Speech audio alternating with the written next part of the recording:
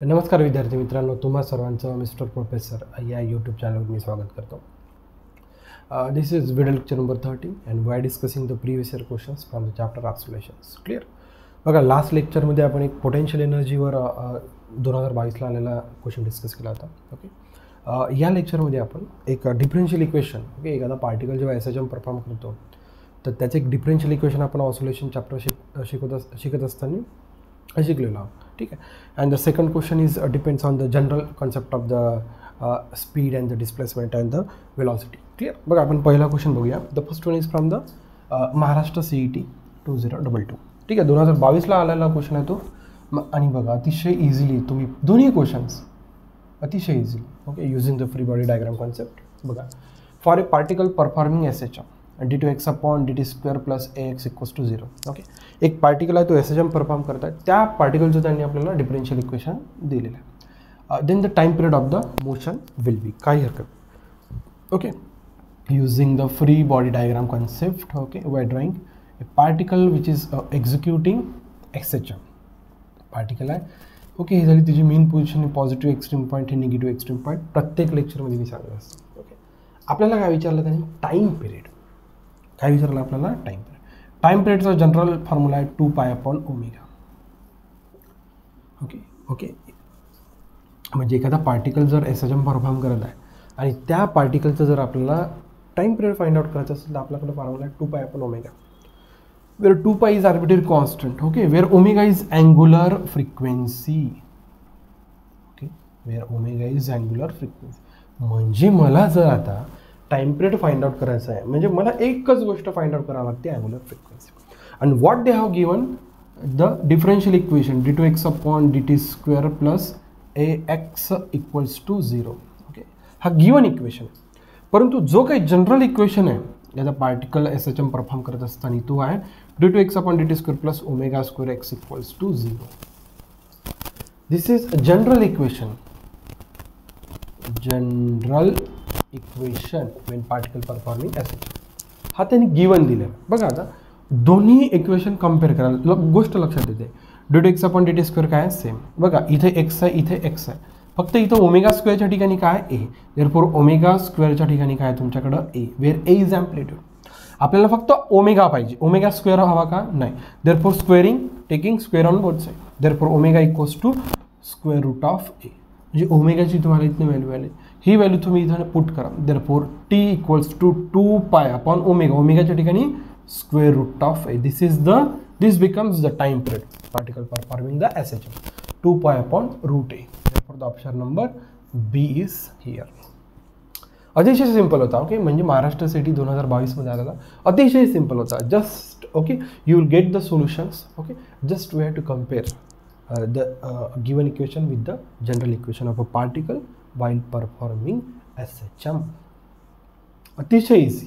Okay. 2022ला आलेला question होता. हा क्वेश्चन इझिली तुम्हाला 1 मार्क देऊन जाऊ शकतो. क्लिअर. बघा, आता आपण सेकंड क्वेश्चनकडे लवकरच वळूया. अतिशय इझी. ओके. म्हणजे याच्यात काही अडचण नाही. साधारण एकदम ॲव्हरेज जरी विद्यार्थी राहिला तरीही तो सोल्युशन फाइंड आउट करू शकतो. एकदम ॲव्हरेज. ओके. लाईक मी. ओके. माझ्यासारखा एखादा ॲव्हरेज विद्यार्थी राहिला तर तो अतिशय इझिली फाइंड आउट करू शकतो. बघा, आता the second one is a simple pendulum performs SHM. काही हरकत नाही. एखादा पार्टिकल राहो, एखादा सिम्पल पेंडुलम राहो, काही हरकत नाही. सेम गोष्ट आहे. Performing SHM about x = 0. काही हरकत नाही. बघा, एक सिम्पल पेंडुलमची आपण एक डायग्राम रचून घेऊया. ठीक आहे. This is simple pendulum performing SHM. Okay. बघा, अबाउट x = 0 म्हणजे जो काही सिम्पल पेंडुलम आहे, ओके, तो x = 0 it means mean position. x = 0 म्हणजे काय? त्याचं डिस्प्लेसमेंट 0 आहे. म्हणजे काय? ही कोणती पोझिशन आहे? मीन पोझिशन. मीन पोझिशनपासनं सिम्पल पेंडुलमनं एसएचएम परफॉर्म करायला सुरुवात केली. ओके. हा समजा मॅक्सिमम इथे जाऊ शकतो म्हणजे हा positive extreme point. Okay. Left hand साईडला इकडे येऊ शकतो म्हणजे हा निगेटिव्ह एक्स्ट्रीम पॉईंट. ठीक. काही हरकत नाही. ओके. बघा, विथ अन ॲम्प्लिट्यूड a, जो काही त्याचा ॲम्प्लिट्यूड राहणार. ओके. हा जो काही ॲम्प्लिट्यूड आहे, ॲम्प्लिट्यूड म्हणजे काय? मेन पोझिशनपासून मॅक्सिमम डिस्टन्स किती आहे? a. काही हरकत नाही. आणि टाईम पिरियड टी. ओके, जो काही सिम्पल पेंडुलम आहे त्याचा एक ऑसोलेशन कंप्लीट करण्यासाठी जो काही त्याला टाईम लागतो तो time period T. Okay, the speed of the pendulum at x equals to a/2. Okay, x equals to a/2 बघा, हा झाला तुमचा टोटल ए, म्हणजे इथे at x equals to a/2 they are asking to find the speed म्हणजे velocities. Okay, therefore the formula for velocity square root of omega square minus x square. तेच तर मला तर काहीतरी चुकल्यासारखं वाटतं रे. v equals to omega. Okay, v equals to omega square root of a square minus x square. Clear, हा झाला वेलॉसिटीचा formula. v equals to omega. A म्हणजे काय, ॲम्प्लिट्यूड. आपण जनरली ऑसोलेशन चॅप्टर शिकत असताना ॲम्प्लिट्यूडला कॅपिटल ए मी मागच्या लेक्चरमध्ये सांगितलं होतं, परंतु त्यांनी आपल्याला इथं स्मॉल यूज करायला सांगितलं ॲम्प्लिट्यूडसाठी, म्हणून आपण स्मॉल घेतला. हा फॉर्म्युला आहे स्पीडचा. या स्पीडच्या फॉर्म्युलावरून आपल्याला स्पीडच फाइंड आउट करायची आहे. स्पीडच्या फॉर्म्युलावरून दुसरं काय, वेलॉसिटी थोडी डिस्प्लेसमेंट थोडी फाइंड आउट करणार, स्पीडच फाइंड आउट करणार. Therefore v equals to omega square root of a square.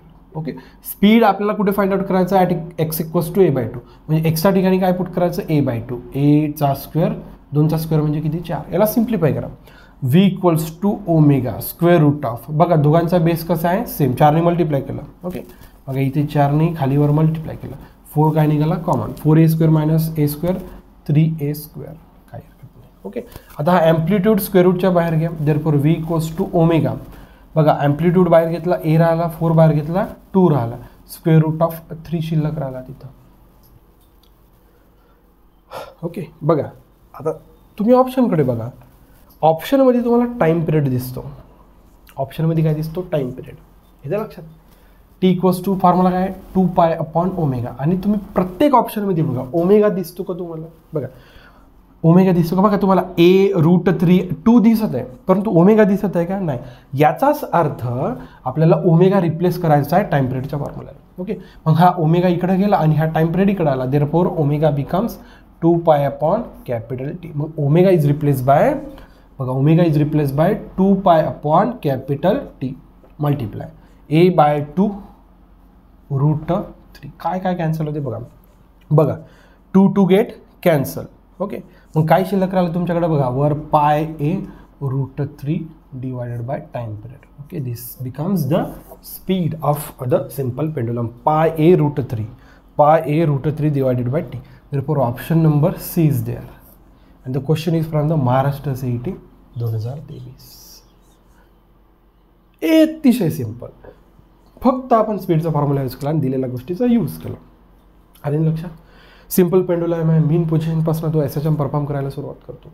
मग त्याच्या मीन पोझिशन आणि ॲम्प्लिट्यूडच्या मधात, मॅक्सिमम डिस्टन्सच्या मधात आपल्याला काय फाइंड आउट करायचे, स्पीड. स्पीडचा formula v equals to omega square root of a square minus x.